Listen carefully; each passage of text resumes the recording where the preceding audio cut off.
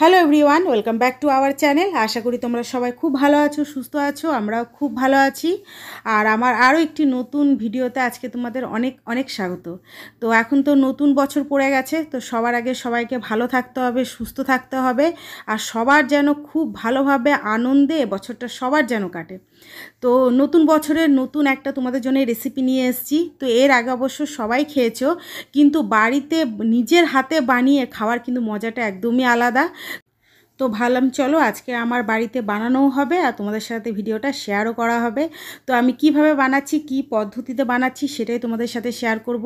আর এখন যেহেতু ঠান্ডার সিজন চলছে, তো ঠান্ডার সিজনে চপ বলো, সিঙ্গারা বলো, খেতে কিন্তু দারুণ লাগে। তো চলো আমি কিভাবে বানাচ্ছি তোমরা দেখতে থাকো। আর ময়দাটা আমি খুব সুন্দরভাবে মেখে নিয়েছি। তো ময়দার মধ্যে আছে পরিমাণ মতো নুন আর একটু বেশি পরিমাণে সাদা তেল দিতে হবে, তা নাহলে কিন্তু ময়দাটা একদমই খাস্তা হবে না। তো সাদা তেলের পরিমাণটা কিন্তু একটু বেশি পরিমাণে দেবে। আর এখানে মশলার মধ্যে আছে কাঁচা লঙ্কা, রসুন আর আছে আদা। তো ফুলকপির পরিমাণটা কিন্তু এখানে বেশি একটু দিতে হবে, কারণ যেহেতু ফুলকপির সিঙ্গারা, তো ফুলকপির পরিমাণটা তো অবভিয়াসলি একটু বেশিই থাকবে। তো ফুলকপিটা আমি একদম ছোট ছোট সাইজের কেটে খুব ভালোভাবে ধুয়ে রেখে দিয়েছি। আর এখানে আছে কিছুটা পরিমাণ মটরশুঁটি। তো তোমরা মটরশুঁটি চাইলে দিতেও পারো কিংবা নাও দিতে পারো। তো আমি আজকে রেসিপিটা মটরশুঁটি ব্যবহার করছি। আর আছে নতুন আলু। তো আমি আলুটাকে একদম ছোট ছোট কুচি কুচি করে কেটে নিয়ে 3-4 বার ধুয়ে আমি ঠান্ডা জলে ভিজতে দিয়ে রেখেছি। যেহেতু নতুন আলু তো এখন প্রচুর পরিমাণে বালি থাকে, তো একটু ভালো করে ধুয়ে নিলেই ভালো। মশলাটা দেখো আমি একদম কিন্তু মিহি মিহি করে পিষিনি, দানা দানা একটু আছে। তো এইভাবে তোমরা একটু দানা দানা করে পিষে নেবে, তাহলে খাবার সময় যদি একটু মুখে আদা বা রসুনটা লাগবে তো খেতে আরও বেশি ভালো লাগবে। তো কড়াইটা আমার খুব ভালোভাবে গরম হয়ে গেছে। তো কড়াইয়ের মধ্যে আমি দিয়ে দিলাম সর্ষের তেল। তো প্রথম আমি ফুলকপিটা তেলের মধ্যে দিয়ে দেবো। তো ফুলকপিটা একটু ভাজা ভাজা হবে, তারপরে আলু আর মটরশুঁটিটা দেবো।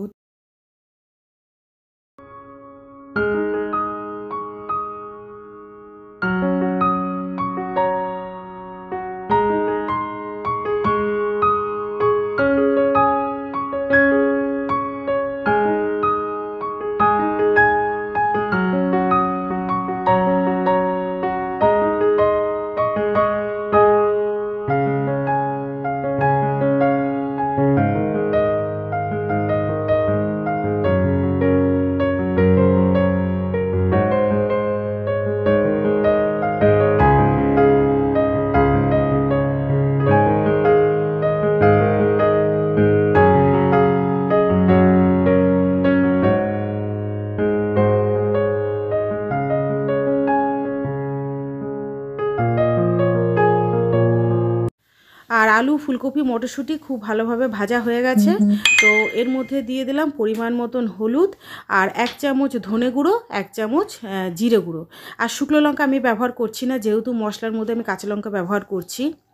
তো খুব ভালোভাবে এখন ভাজা হয়ে গেছে। তো যে মশলাটা আমি বেটে রেখেছিলাম সেই মশলাটা এখন আমি এর উপরে দিয়ে দেবো।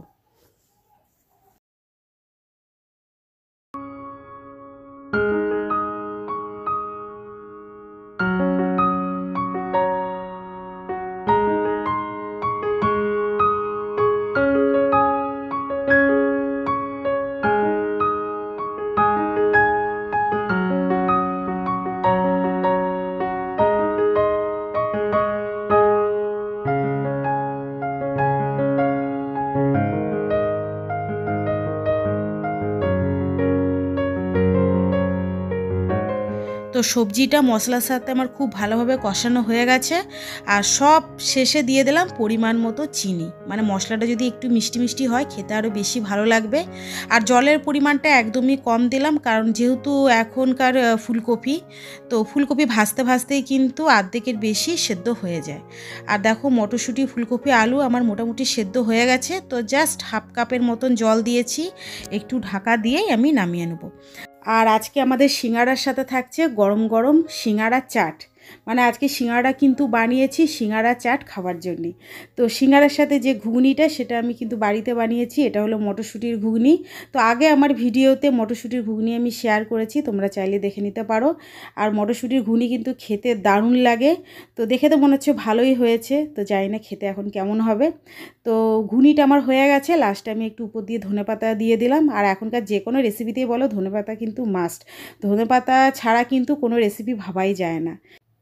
আর আমাদের বাড়িতে ঠান্ডার সিজনে যখনই ঘুগনি হয় কিন্তু মটরশুঁটিরই ঘুগনি হয়, মানে ধরো এমনি সিজনে তো ঘুগনি খাওয়া হয়ই মটরের, তো ঠান্ডার সিজনে কিন্তু মটরশুঁটির ঘুগনি খেতে বা মটরশুঁটির যে ডালটা হয় খেতে কিন্তু দারুণ লাগে। তো একদিন মটরশুঁটির ডালটা তোমাদের সাথে শেয়ার করব। তো দেখো যে মশলাটা আমার খুব ভালোভাবে সেদ্ধ হয়ে গেছে, তো এর উপর দিয়ে আমি দিয়ে দিলাম ধনেপাতা। তো এরপরে আমি মশলাটা নামিয়ে নেব।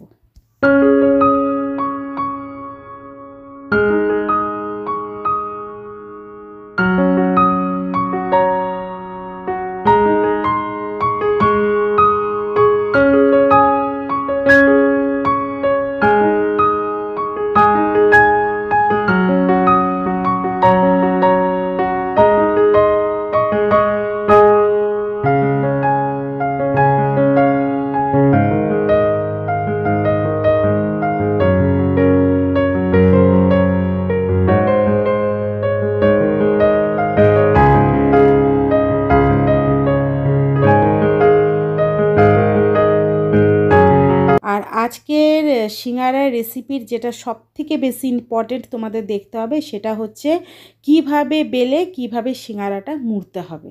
তো আমি রুটির সাইজে ডো নিয়ে নিয়েছি, যেরকম আমরা বাড়িতে রুটি বানাই যে সাইজের, তো সেরকম ডোটা নিয়ে দেখো আমি লম্বা লম্বা কিন্তু বেলে নিচ্ছি। গোল বেলা যাবে না, লম্বা লম্বা বেলতে হবে, হালকা একটু চওড়া করে নিয়ে লম্বা লম্বা বেলতে হবে। তো এইভাবে লম্বা লম্বা বেলে নিয়ে মাঝখান দিয়ে চাকু দিয়ে সমানভাবে কেটে নিতে হবে। এই জিনিসটা কিন্তু তোমাদের খুব ভালোভাবে দেখতে হবে, তা নাহলে হয়তো সিঙ্গারার যে সাইজটা ভালো হবে না, হয়তো পুর বেরিয়ে যেতে পারে। তো তোমরা এটা খুব ভালোভাবে দেখে নাও। এরকম রুটি সাইজে ডো নেবে আর লম্বা লম্বা এভাবে বেলে নেবে আর একটু জাস্ট চওড়া করবে। তো তারপরে লম্বা বেলে নিতে হবে আর মাঝখান দিয়ে এইভাবে কেটে নেবে। তো চলো আমি কয়েকটা এইভাবে কেটে নিই, তারপরে তোমাদের দেখাচ্ছি কিভাবে সিঙ্গারাটা মুড়তে হবে।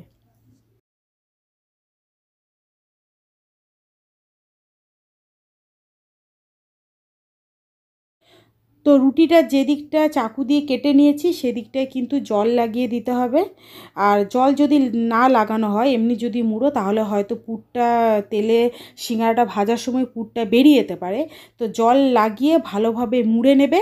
তারপরে যতটা পরিমাণ ভিতরে সিঙ্গারার পুর আটবে ততটা এর মধ্যে পুর দিয়ে দেবে। তারপরে আবার সাইডে কিন্তু হালকা হালকা জল লাগাতে হবে, তারপরে এইভাবে মুড়ে দেবে। আর মুড়ার সময় খুব ভালোভাবে খেয়াল রাখবে যেন ভালোভাবে মুড়া হয়, তা নাহলে যখন সিঙ্গারাটা তেলের মধ্যে দেবে হয়তো পুরটা বেরিয়ে যেতে পারে। তো চলো আরও কয়েকটা সিঙ্গারা কিভাবে আমি মুড়ছি তোমাদেরকে আরেকবার দেখিয়ে দিই, তোমরা খুব ভালোভাবে দেখে নাও, আশা করি তোমরাও পারবে। আর সিঙ্গারার কিন্তু মেন পয়েন্ট যেটা সেটা হচ্ছে সিঙ্গারাটা কিভাবে মুড়তে হয়। সিঙ্গারা পুর করাটা কিন্তু একদমই সহজ পদ্ধতি, বা ময়দা মাখাও সহজ পদ্ধতি। হ্যাঁ, ময়দা মাখার সময় কিন্তু যে ময়ামটা দেবে ময়ামের পরিমাণটা একটু বেশি দিতে হবে, তা নাহলে কিন্তু সিঙ্গারাটা খাস্তা হবে না। আর সিঙ্গারা যদি খাস্তা না হয় তাহলে কিন্তু একদমই খেতে ভালো লাগে না। তো তোমরা আমি কিভাবে মুড়ছি তোমরা খুব ভালোভাবে দেখে নাও।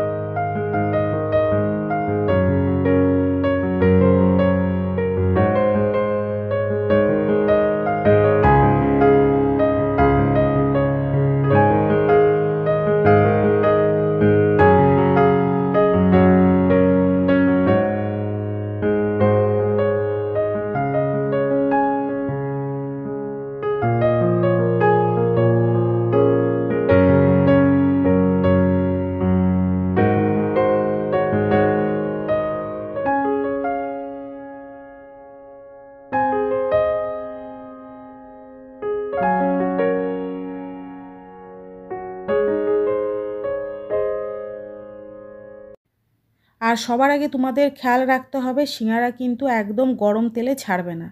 তেলটা জাস্ট একটু গরম হবে, তারপরেই সিঙ্গারাগুলো দিয়ে দেবে, তারপরে আস্তে আস্তে হতে থাকবে।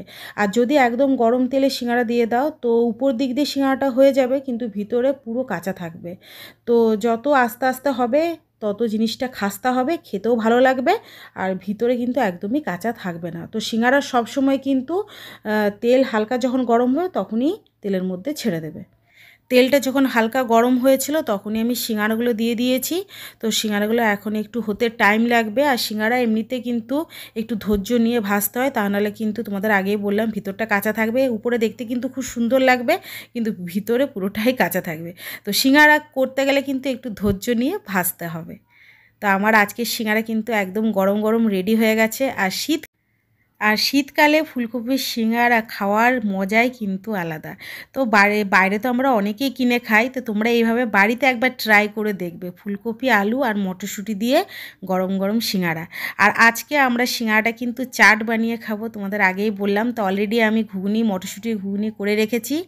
তো আজকে আমাদের রাতের ডিনারে থাকবে সিঙ্গারার চাট। তো এইভাবে তোমরা একবার বানিয়ে ট্রাই করে দেখতে পারো, আশা করি কিন্তু ভালোই হবে রেসিপিটা। তো দেখতে তো দুর্দান্ত হয়েছে, মানে এখন তার লোভ সামলানো যাচ্ছে না, কখন মনে হচ্ছে খাবো।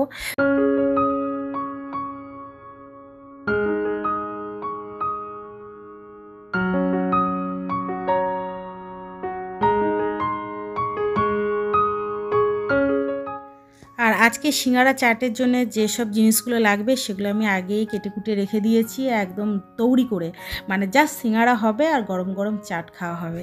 তো দই আছে, তেঁতুলের কাত আছে, ধনেপাতা কুচি আছে, লঙ্কা কুচি আছে, পেঁয়াজ কুচি আছে, আর আছে শশা কুচি। আর তার সাথে তো আমার হাতের স্পেশাল মটরশুঁটির ঘুগনি তো আছেই। তো তোমরা এভাবে একবার বানিয়ে বাড়িতে ট্রাই করে দেখতে পারো, আমার মনে হয় খুবই ভালো লাগবে। তো চলো, এখন আর লোভ সামালতে পারছি না, মনে হচ্ছে কত জলদি পাতের মধ্যে পড়বে। তো আজকের ভিডিওটা কেমন লেগেছে তোমরা কিন্তু অবশ্যই কমেন্টে জানাবে, আর একবার বাড়িতে এভাবে ট্রাই করে দেখতে পারো, আশা করি খুবই ভালো লাগবে। আর দেখে তো মনে হচ্ছে খুবই সুন্দর হয়েছে, ভালো হয়েছে।